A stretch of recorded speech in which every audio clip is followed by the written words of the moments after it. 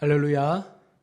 지난 주일은 모든 교회들이 2022년의 한 해의 삶을 감사하며 감사절 예배로 드렸습니다.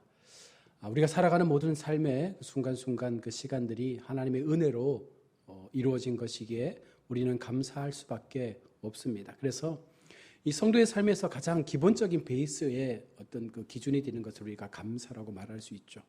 성도가 얼마나 감사하는 삶을 사느냐, 성도의 마음 가운데 얼마나 많은 감사의 제목들을 갖고 사느냐, 내가 살아가는 그 모든 순간순간의 삶의 시간들 속에서 얼마나 하나님 앞에 내 마음을 드리며 나의 삶의 감사의 제목들을 가지고 하나님 편으로 나아가느냐, 이것이 중요한 것입니다. 그래서 신앙의 연륜이 쌓이면 쌓일수록, 신앙이 성숙하면 성숙할수록, 교회 속에서 직분을 받으면 받을수록 우리 속에는 더욱더 넘치는 감사의 제목들을 가지고 주님 앞으로 나아가야 하는 것입니다. 바로 감사의 문을 열고 우리 주님 계신 그곳으로 들어가야 하는 그 모습들이 바로 감사의 신앙을 통하여 증거되어야 하는 것입니다. 신앙생활은 오래 했는데 여러분 그 삶에 감사가 없다면 분명 그것은 문제가 있는 신앙입니다. 문제를 만나도 어려움을 당해도 또 환난 가운데 우리가 살아도 넘치는 감사로 나아갈 때에 기뻐하시는 하나님 앞에 우리가 그 삶을 고백하며 믿음으로 나아간다면 하나님께서 반드시 그 삶 가운데 하나님의 역사를 이루어 가실 것입니다. 여러분, 우리는 결심해야 합니다.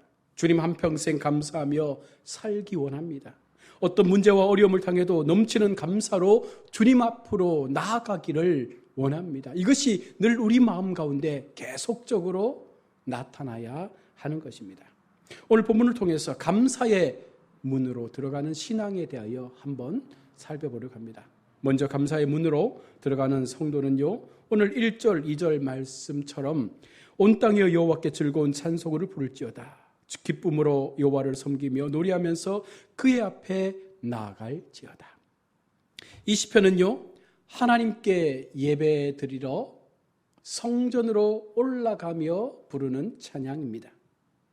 그런데 주님께 나아갈 때 기쁨과 즐거움을 가지고 하나님께로 나아가라라고 오늘 본문은 말씀합니다. 온 땅이여 즐겁게 주 하나님을 찬양하라.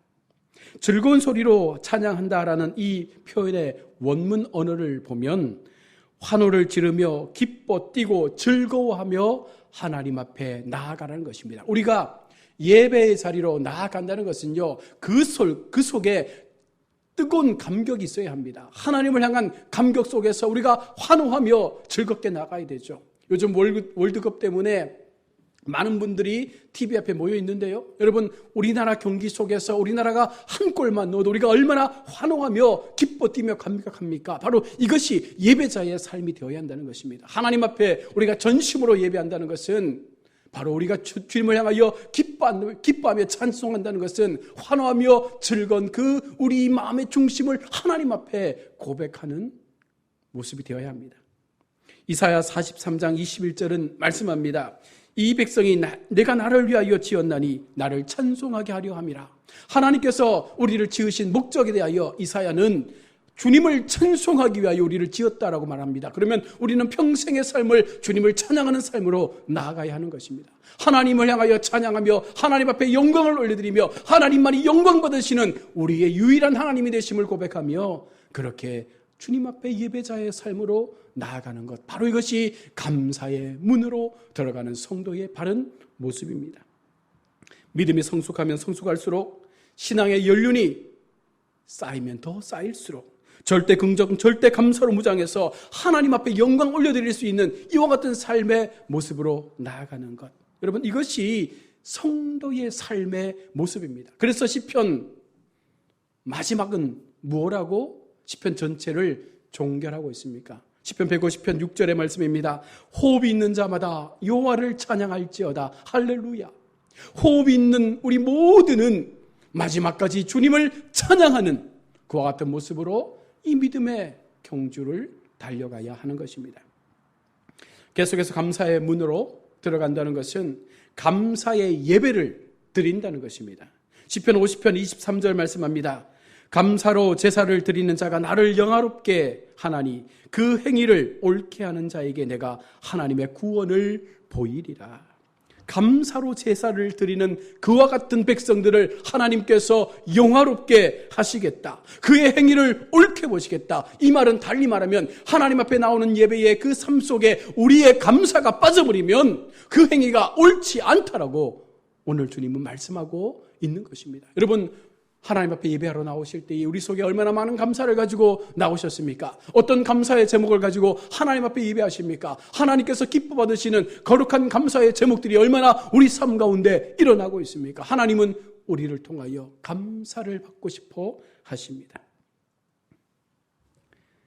여러분들이 습관적으로 원망하고 불평하고 부정적으로 말하고 그러한 모습들을 여러분 가지고 지금까지 살아왔다면 이제라도 하나님 앞에 바꿔야 합니다. 예배의 자리에서 원망하고 예배의 자리에서 불평하고 예배를 드리면서도 하나님 앞에 감사하기보다는 늘 나의 삶 가운데 주어진 염려와 근심으로 하나님 앞에 감사하지 못하다면 그 예배는 하나님이 받으시지 않는 예배입니다. 입만 열면 늘 남의 문제 지적하고 부정적인 얘기만 쏟아내는 그런 사람들도 있습니다. 그런 삶에는 기쁨이 없습니다. 여러분, 감사 없습니다. 뭐든 되는 것이 없습니다. 그러나 그 입술이 바뀌어 감사하는 입술이 되는 그 순간부터 여러분 놀라운 변화가 그 삶 속에 나타나게 되는 줄로 믿습니다. 인간관계가 풀립니다. 경제관계가 풀립니다. 건강도 좋아집니다. 내가 하는 일들 가운데 놀라운 아름다운 열매들이 맺혀지기 시작할 것입니다. 범사에 협력하여 손을 이루는 역사가 나타나게 되는 것입니다. 감사를 심었는데, 감사를 마음에 담았는데, 우리 입술로 감사를 고백했는데 하나님은 그와 같은 성도들을 이처럼 놀랍게 바꾸어 가는 것입니다. 길선주 목사님은 추수감사절 기도에 대해서 이렇게 말씀합니다. 조선에서의 감사절은 어두운 조선에 기독교 복음이 들어와서 교회가 세워진 것에 대한 감사에서 시작되었다. 초기 한국 기독교인들은 비록 나라는 외세의 침략으로 주권을 잃고 어려운 상황 가운데 놓여 있었지만 기독교의 전례는 우리 민족의 운명을 사망에서 생명으로 바꾸는 계기가 되었다. 그러므로 추수감사절은 수확한 곡식과 열매로 인해서 감사하는 것보다 하나님의 은혜로 인해 감사하는 날이다. 특히 우리나라에서의 감사절은 어두운 이 나라에 하나님께서 은혜의 복음을 보내주신 것을 감사하는 날이다. 여러분, 우리가 무엇으로 감사합니까? 내 손에 쥔 것이 많아서? 내 삶에 누리는 것이 많아서? 내 삶에 얻어진 것이 많아서? 아니죠. 하나님께서 내게 주신 구원의 은혜에 감사하는 것입니다. 우리의 삶 가운데 찾아오셔서 나를 하나님의 백성 삼아주신 그 구원의 백성 되게 만들어주신 은혜 앞에 우리는 감사하는 것입니다. 계속해서 감사의 문으로 들어간다는 것은 우리를 지으시고 돌보신 하나님께로 나아가는 것입니다. 시편 100편 3절은 말씀합니다. 여호와가 우리 하나님이신 줄 너희는 알지어다. 그는 우리를 지으시니요 우리는 그의 것이니 그의 백성이요 그의 기르시는 양이로다. 여러분, 하나님께서 우리를 지으셨습니다. 하나님께서 우리를 길러주십니다. 하나님께서 우리를 인도하여 가실 것입니다. 그러하기에 우리는 감사하는 것입니다. 하나님이 우리를 지으시고 돌보시고 한평생의 삶을 하나님의 손길로 인도하여 주십니다. 그래서 우리가 하나님을 전폭적으로 믿고 의지해야 하는 것입니다. 하나님이 우리를 지으시고 돌보십니다. 하나님만이 나의 모든 것 되십니다. 시편 62편 7절의 말씀입니다. 나의 구원과 영광이 하나님께 있으며 내 힘과 반석과 피난처도 하나님께 있도다. 시편 기자의 고백처럼 나의 구원과 영광이 하나님께 있습니까? 내 힘과 반석과 피난처가 하나님께 있습니까? 이것을 믿는 성도, 바로 그들이 감사할 수밖에 없습니다. 나의 구원이, 나의 영광이 오직 하나님께 있습니다. 하나님만이 나의 피난처가 되시고 나의 반석이 되시고 나의 모든 것이 되십니다. 하나님은 우리의 우리 인생을 만드실 때에 모든 만물과 구별되게 바로 하나님의 형상대로 우리를 창조하셨습니다. 우리 모두는 하나님의 영광을 위하여 그렇게 해서 지음을 받은 것입니다. 고린도전서 10장 31절에 그런즉 너희가 먹든지 마시든지 무엇을 하든지 다 하나님의 영광을 위하여 하라. 할렐루야. 우리 모든 삶의 목적 자체가 무엇입니까? 하나님을 찬양하는 것과 하나님의 영광을 위하여 살아가는 것, 바로 이것을 우리 주님은 원하시고 있다는 것입니다. 모든 영광을 하나님께. 이 말은 달리 말해서 나는 하나님 한 분만으로 만족합니다. 나는 하나님 한 분만으로 만족합니다. 여러분, 그렇게 믿으며 살아오셨습니까? 내게 부족함 없습니다. 하나님만이 나의 모든 것이 되시기에 나는 부족함이 없습니다. 여러분, 이것이 믿음입니다. 이것이 우리의 삶의 고백이 되어야 합니다. 이것이 성도가 하나님을 향하여 선포하는 믿음의 고백이 되어야 합니다. 그래서 이제 오늘 이후로 우리의 믿음이 주님께서 원하시는 그와 같은 긍정의 고백, 감사의 고백, 은혜의 고백이 될 수 있기 원합니다. 많은 사람들이 분노합니다. 왜 분노합니까? 내가 하는 뜻대로, 내 뜻대로, 내 방법대로 되지 않으니까 분노하는 거예요. 왜 사람들과 다툽니까? 여러분, 문제를 해결할 수 있는 능력이 내게 있다고 믿으니까 다투는 거예요. 하나님이 하셔야 함에도 불구하고 인간관계, 물질관계, 또 여러 가지 많은 상황에서 일어나는 이와 같은 관계들을 하나님이 간섭하시고 하나님께서 역사하셔야 그 상황들이 바뀌어지는 것입니다. 이제 우리는 주님 앞에 기쁨으로 고백합시다. 다 맡깁니다. 내 문제도 맡깁니다. 내 가정도 맡깁니다. 내 물질도 맡깁니다. 내 자녀도 맡깁니다. 다 맡깁니다. 하나님 옳습니다. 하나님 뜻대로 하시옵소서. 그때 정말로 하나님의 은혜가 임하는 거예요. 맡길 때 은혜가 임하는 것입니다. 맡길 때 하나님의 역사가 나타나는 것입니다. 나를 비우고 나의 삶을 하나님 앞에 전심으로 드릴 수 있을 때 여러분, 그 속에 하나님의 역사가 나타나는 것입니다. 늘 물어보십시오. 나는 하나님 한 분만으로 만족하는 삶을 살고 있는가? 하나님 한 분만으로 나는 충분히 내 삶에 만족하다라고 믿고 있는가? 여러분, 이 질문 앞에 곰곰이 생각해 보십시오. 그러면 우리의 삶에 답이 보일 것입니다. 또한 감사의 문으로 들어간다는 것은 하나님의 선하심과 인자하심을 감사하는 것입니다. 오늘 4절과 5절의 말씀에 감사함으로 그 문에 들어가며 찬송함으로 그의 궁정에 들어가서 그에게 감사하며 그의 이름을 송축할지어다. 여호와는 선하시니 그의 인자하심이 영원하고 그의 성실하심이 대대에 있음이로다. 선하신 하나님이란 표현은요, 완전하고 흠이 없다는 것입니다. 우리는 불완전합니다. 그러나 하나님은 완전하십니다. 여러분, 우리는 흠이 많습니다. 그러나 하나님은 흠이 없는 분이십니다. 그러므로 믿음이 무엇이냐라고 물을 때 여러분, 뭐라고 대답할 수 있겠습니까? 나를 포기하고 하나님께 나를 맡기는 것이 믿음입니다.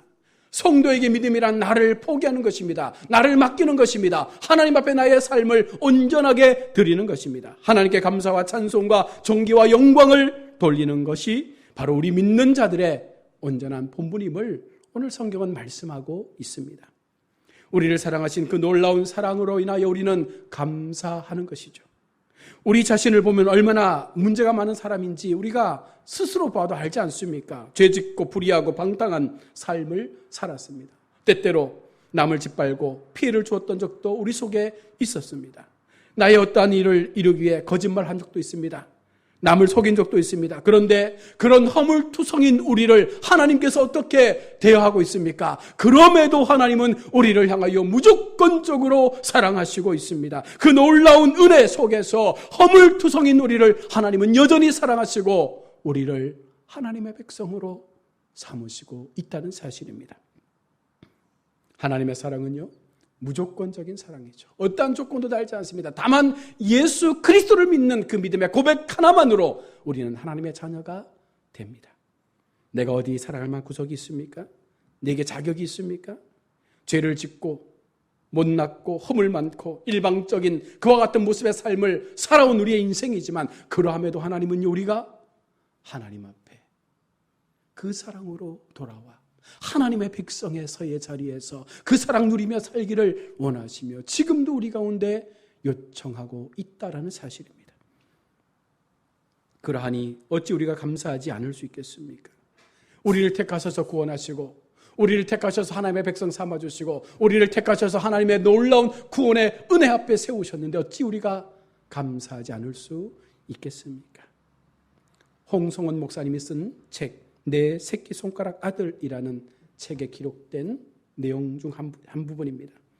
한때는 나보다 먼저 세상을 떠날 아들과 함께하는 그 운명이 너무나 가혹하다고 생각했다. 그런데 어느새 그 원망과 분노가 사라져 버렸다.